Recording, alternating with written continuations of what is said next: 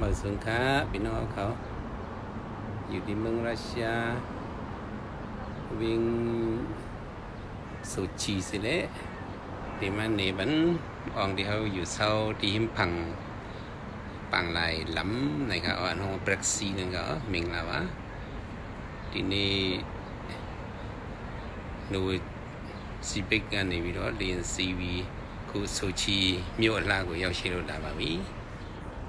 สุชีมีโอลากูยังได้จำมาพิจารณาอันพี่น้องเขาเลยอันนี้ได้เป็นวิ่งสุชีเขาแล้วก็มีด้วยอะไรนี่ยาหรอรัสเซียในงานสุชีมีโอแบบพิบารีนัทางเซลีคูดงะ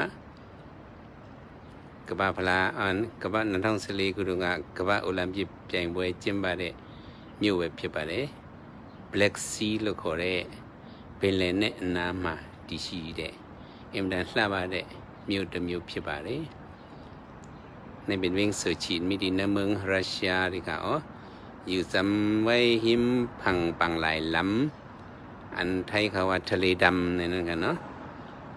อยู่ที่หิมพังปังหลายลำค่ะอะไรหันอยู่นั่นได้เป็นปังหลายลำค่ะอ๋อแล้วก็มีด้วยอะไรเป็นเลยเยอะหรอแต่ Black Sea လို့ခေါ်တဲ့ပင်လယ်နဲ့ပဲဖြစ်ပါတယ်ဒီကနေ့ဘုံဘုံတို့က Novosibirsk မြို့ကနေပြီးတော့လေယာဉ်9နာရီခန့်စီးပြီးယခုဆိုချီမြို့ကိုရောက်ရှိလာခြင်းပဲဖြစ်ပါတယ်အခုဟိုတယ်ဆက်တစ်ထပ်ကနေပြီးတော့မြင်တွေ့ရတဲ့ပင်လယ်နဲ့ကိုပြနေခြင်းပဲဖြစ်ပါတယ်ယူဒီနဟုံလမ်ဟောင်းมาหรือซาอุดิเวงสุชีก็เลยหันปังหลายล้ำนะครับอ๋อหันเลยหันอยู่ในเป็นปังหลายล้ำครับพี่น้องเขาเสริมไปยามหอดถึงในก็อะไรมาเยี่ยวเลยด้วยจอมเขาดีในที่ค่ะอ๋อในเป็นเมืองรัสเซียค่ะกูบอกได้เป็นเมืองโซเวียตเนี่ยแตกแล้วก็ขึ้นเป็นเมืองรัสเซียหลง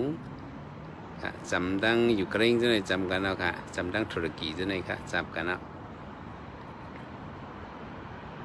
ดิสุชีอะรอยูเครนในเรื่องนี้บารีน่าแต่เป็นเรื่องเน็บปะเป็นเรื่องเน็บข้าได้สารมาแบบแต่จะลีลาแค่เด็เป็นเรื่องเน็บแบบพิบารีแล้วก็ดีสุชีมาแล้ว6နိုင်ပဲရှိပါသေးတယ်ဆိုချီမှာတော့ညနေပိုင်း6နိုင်ပါပမာပြည်ကတော့ဘယ်နှစ်နိုင်ရှိလဲမသိဘူးပမာရတော့10နိုင်လောက်ရှိပြီပေါ့ဒီဟောอยู่เซาดีဆိုချီနေတဲ့ตึกมี6โมงไว้เขา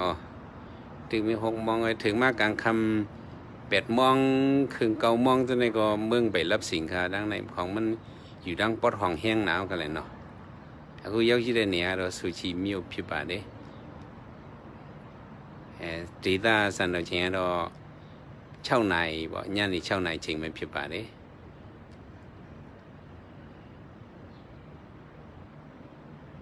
ด้วยลงกับดังเตอร์บนกับพี่น้องครับเอาไปกูจีจีใจเอาการมาอยู่ดังเตอร์บนค่ะ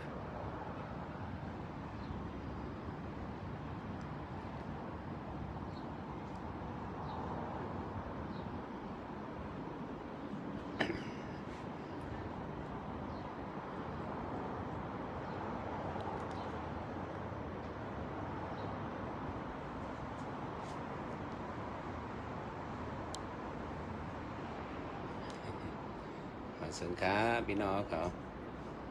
สาวดังโซเชียลสิบไปเก๋ดังคนแต่ยงเมืองมันคอยมาส่งเขาดีวิ่งสุชีในที่เขา